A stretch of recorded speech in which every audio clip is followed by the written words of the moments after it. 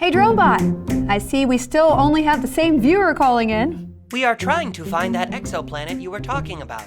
I am unable to see it. Well, your first problem is it's daytime and you're inside a building. Telescopes work better at night. Maybe you should turn out the lights. Why did I not think of that? Even if it was night, you shouldn't expect to see the exoplanet itself. Remember, almost every star in the sky is actually a sun, just like ours, so they're very bright. By contrast, planets are relatively much smaller and dimmer, and they're so close to the star from our perspective that they're hidden in its bright glow. Trying to see an exoplanet is like trying to spot the world's tiniest moth right next to a spotlight shining at you from across the Earth. Well, if all we can see is star glow, how do we know there are exoplanets out there?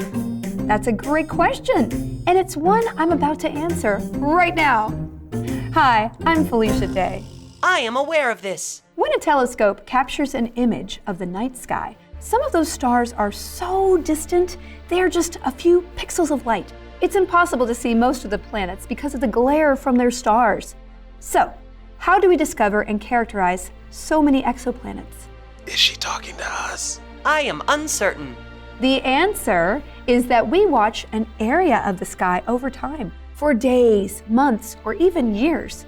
If a star dims and then returns to its original brightness, it's possible that something has passed in front of it and briefly blocked a small fraction of its light.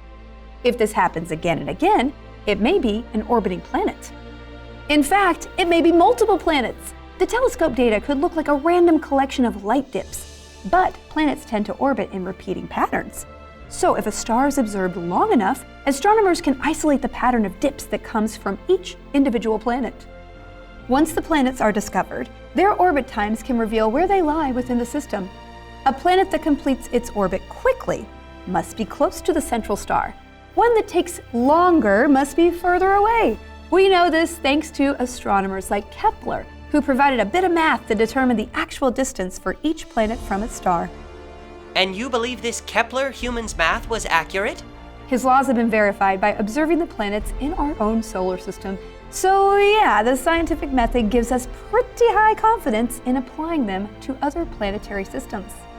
Planet sizes can also be determined by measuring precisely how much light is blocked when a planet transits across the star. Larger planets will block more of the light than smaller planets. A bit more math can help measure their sizes. With enough observation time and math, astronomers can pretty accurately determine all of this information: each planet's size, distance from its star, and orbit time. Wow! Next segment in 30 seconds. Hang on. Astronomers can basically map out an entire system of planets in a completely different part of the galaxy just by watching a few pixels of light get dimmer and brighter? They never even see the planets themselves? That's right. Astronomers call this transit photometry, and it's currently responsible for the discovery of more exoplanets than any other technique. And an exoplanet is a planet outside of our solar system. Yeah, I was listening. It's spelled EXoplanet. Drop the E and it would just be exoplanets, as if they were giving us hugs and kisses. Exoplanets. That's very romantic. Yeah, we're not changing how it's spelled.